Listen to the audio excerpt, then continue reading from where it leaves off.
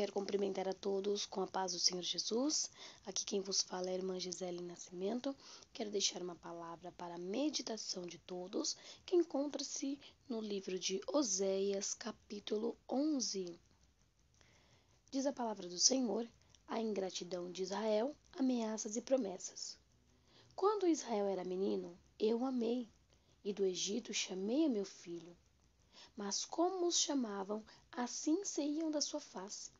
Sacrificavam a Balins e queimavam incensos às imagens de escultura. Todavia, eu ensinei a andar a Efraim. Tomei-os pelos seus braços, mas não conheceram que eu os curava. Atraí-os com cordas humanas, com cordas de amor, e fui para eles com os que tiram o jugo de sobre as suas queixadas, e lhes dei mantimentos. Não voltará para a terra do Egito, mas a Assíria será seu rei, porque recusam converter-se. E cairá a espada sobre as suas cidades, e consumirá os seus ferrolhos, e os devorará por causa dos seus conselhos. Porque o meu povo é inclinado a desviar-se de mim. Bem que clamam ao Altíssimo, nenhum deles o exalta. Como te deixaria, ó Efraim? Como te entregaria, ó Israel? Como te faria como Admá? Por-te-iam como Zeboim? Está mudado em mim o meu coração. Todos os meus pesares juntamente estão acesos. Não executarei o furor da minha ira, e não voltarei para destruir Efraim, porque eu sou Deus e não homem, o santo no meio de ti. Eu não entrarei na cidade.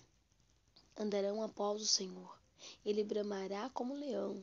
Bramando ele, os filhos do ocidente tremerão. Tremendo virão como um passarinho os do Egito, e como uma pomba os da terra síria. E os farei habitar em suas casas, diz o Senhor. Efraim me cercou com mentira, e a casa de Israel com engano. Mas Judá ainda domina com Deus, e com o santo está fiel. Amém? Essa palavra ela é uma palavra extremamente forte, porque ela fala sobre a ingratidão de Israel, as ameaças e também as promessas. Todos nós sabemos da história de Israel, que a Bíblia relata que Deus, por intermédio de Moisés, salvara o povo do Egito das mãos de Faraó. O povo, durante 400 anos, permaneceu cativo ali no Egito.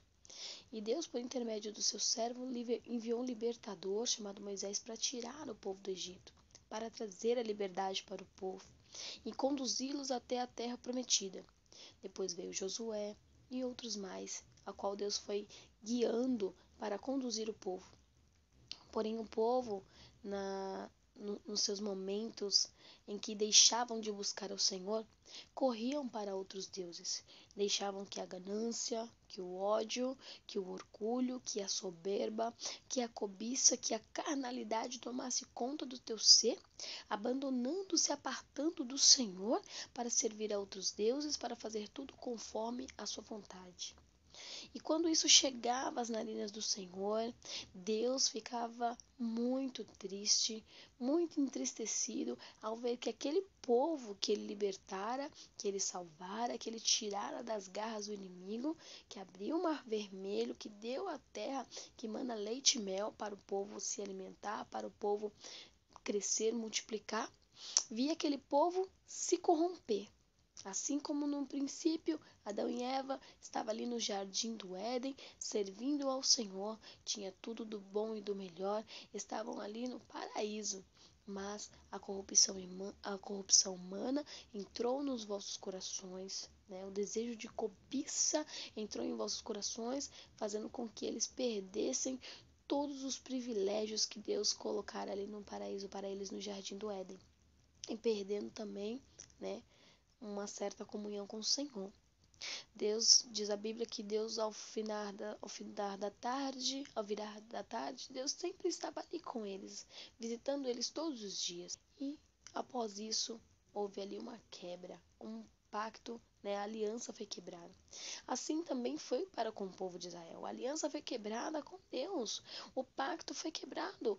O povo se apartou da presença do Senhor, se corrompeu, esqueceu que Deus era Deus e muitas das vezes, de certa forma, ia contra Deus.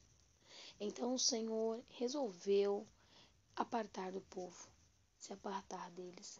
E o Senhor entrega Oséias como um instrumento, como uma voz profética para clamar ali no meio de Israel e expressar o que ele estava sentindo. O Senhor, ele diz que ele não é como os homens, mas o Senhor, ele se entristece ao ver aquele que outrora ele salvou, ele libertou, ele deu tanto amor, se apartar dele. E o Senhor fala que eles saíam da face do Senhor para sacrificar a Balins, ou seja, para sacrificar outros deuses, para fazer oferenda para outros deuses, queimando ali filhos no fogo, entregando seu sangue, fazendo coisas ali que Deus não se agradava, coisas nojentas, como o Senhor fala na palavra, que é nojento, sacrifício a outros deuses.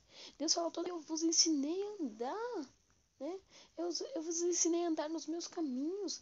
Eu tomei vocês pelos meus braços. Vocês me conheceram. Eu curei vocês, eu libertei vocês e vocês fazem isso comigo. É uma ingratidão.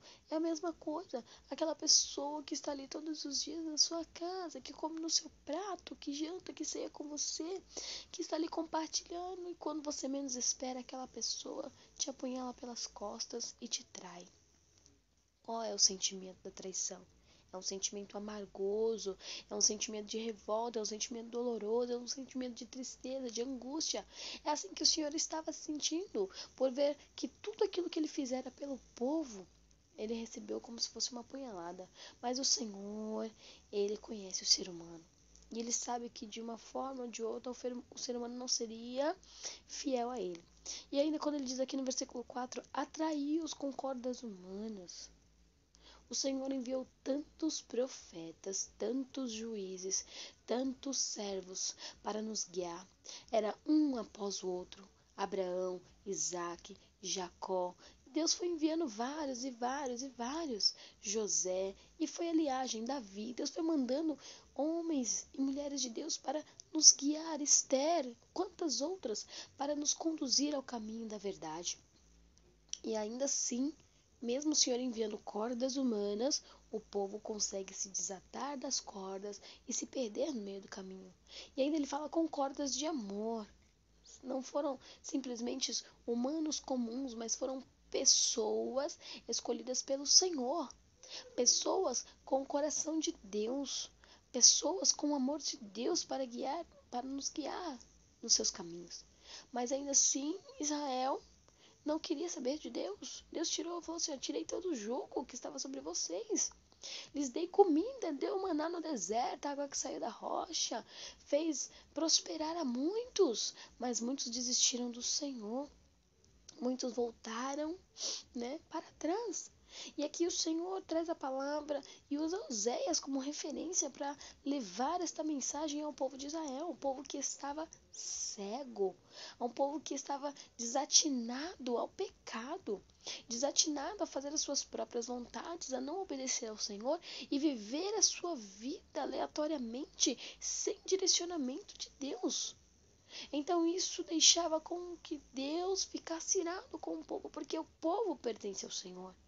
É um povo escolhido de Deus. Deus tinha um xodó e ainda tem por Israel. É um povo amado do Senhor. É um povo que Deus tem um carinho, um zelo muito grande. Mas o povo não queria saber de Deus. O povo não queria saber deste amor.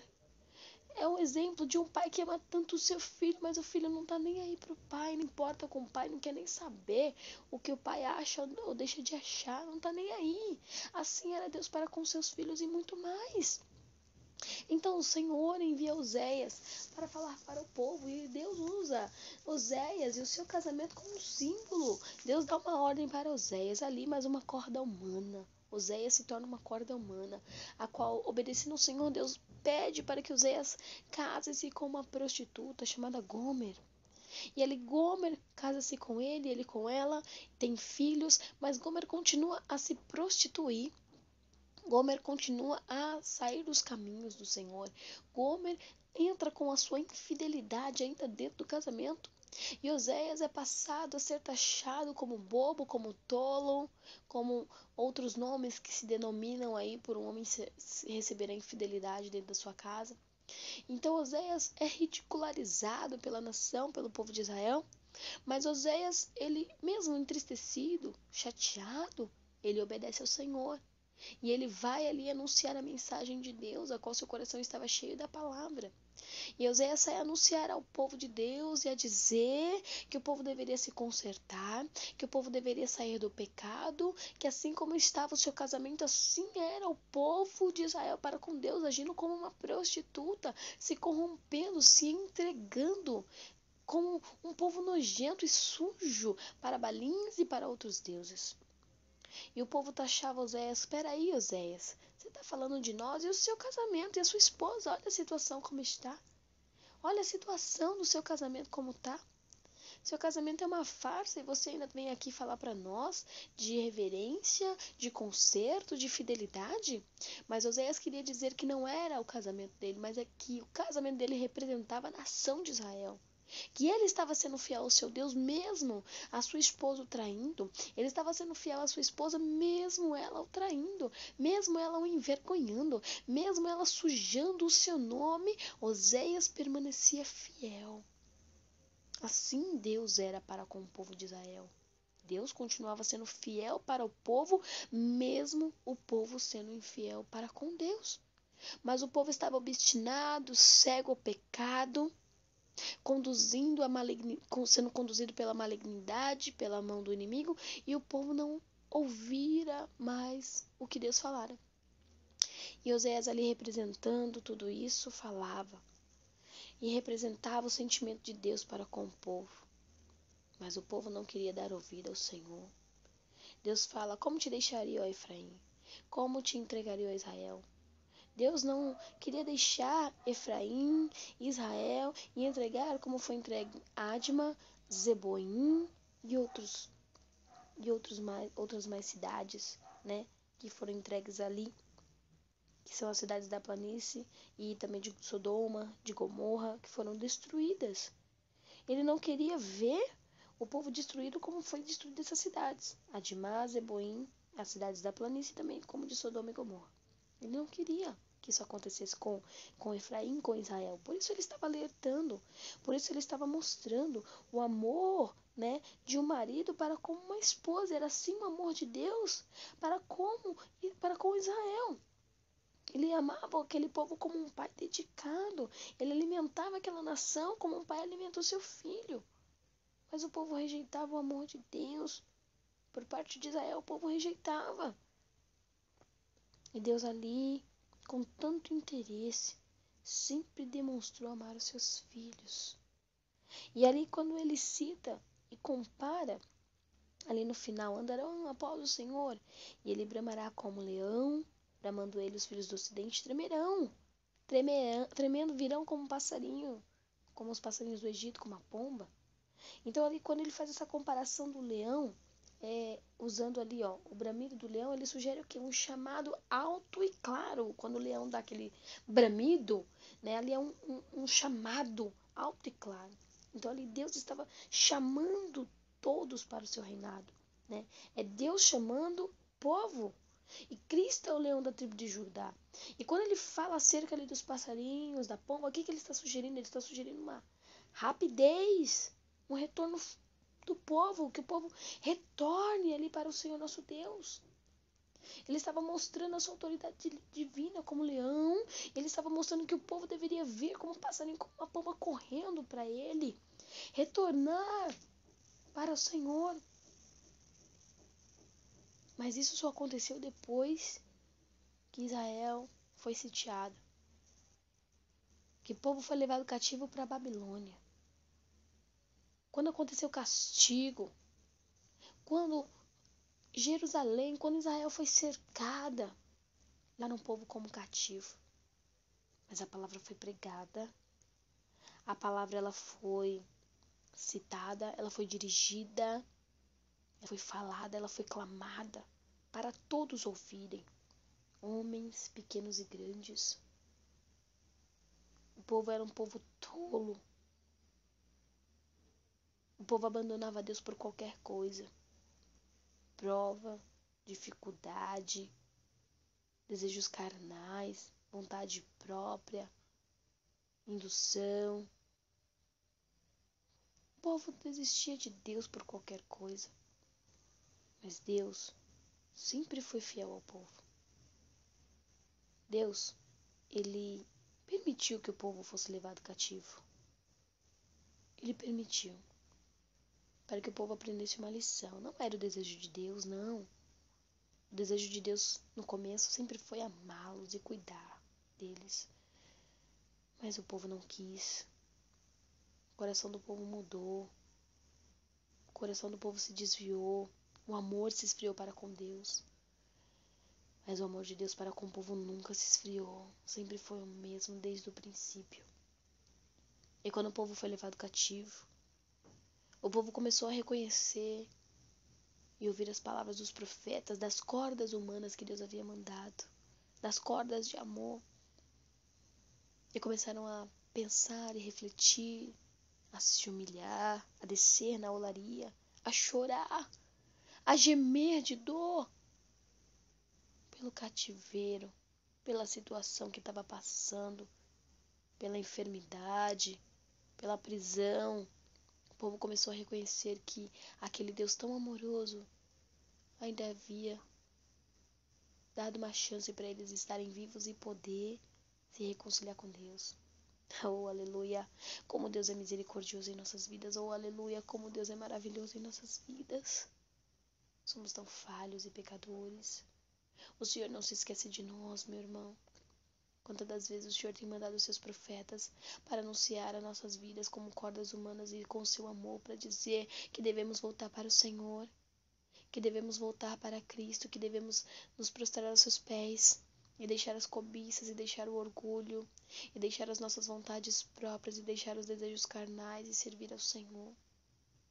Talvez aí no seu coração a sua vontade é de roubar, é de matar, é de se prostituir, é de adulterar, é de trair a sua esposa, é de trair o seu marido, é de sair de casa, é de fugir, é de abandonar a igreja, é de largar tudo, jogar tudo pro alto e viver uma vida totalmente fora dos caminhos do Senhor.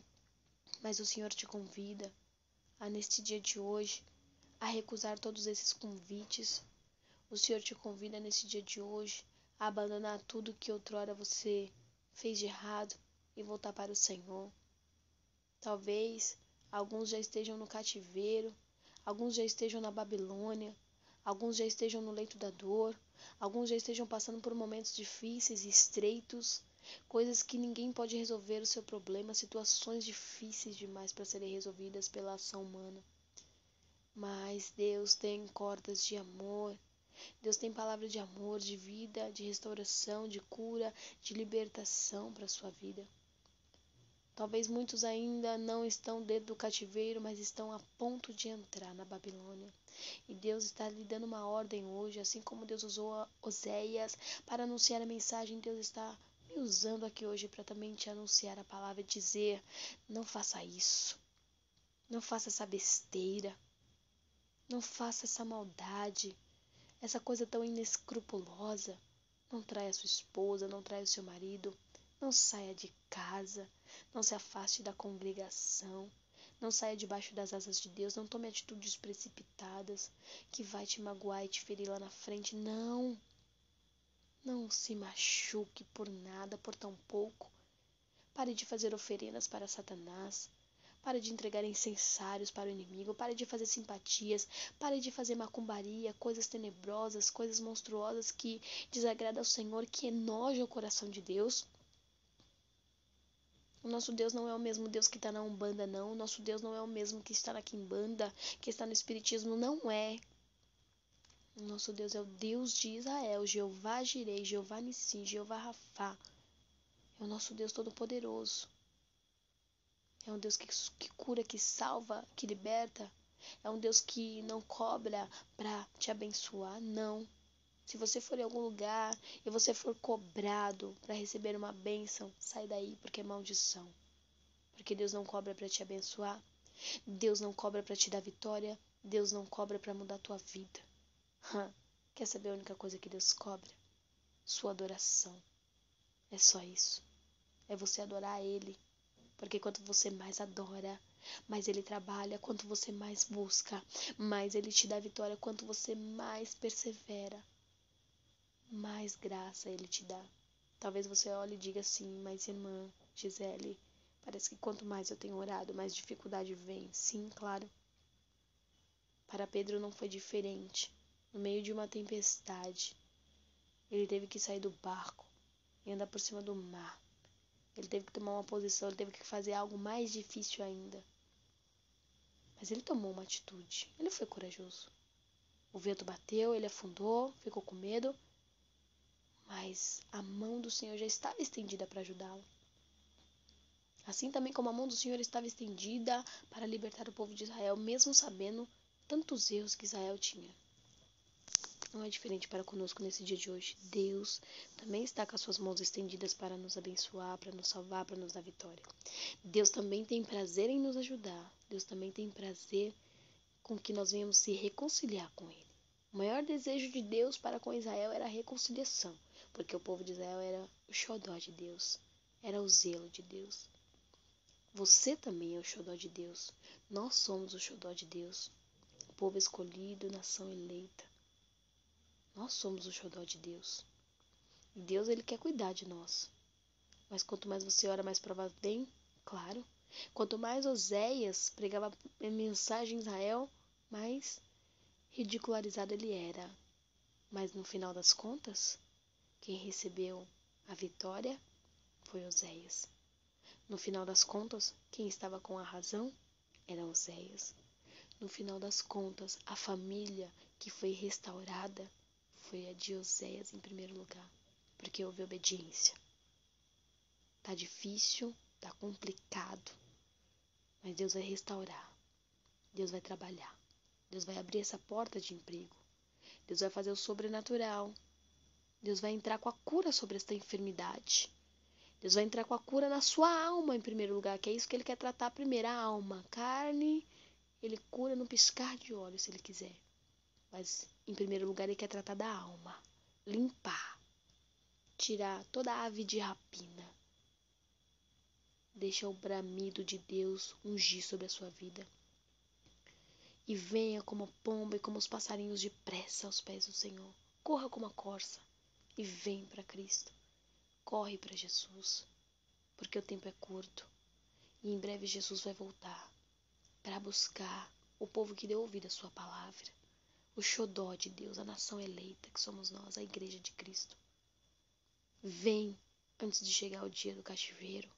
Vem antes de chegar o dia da destruição. Vem para Jesus enquanto é tempo. Se renda aos pés dele. Ore e busque. Quero fazer uma oração com você neste dia.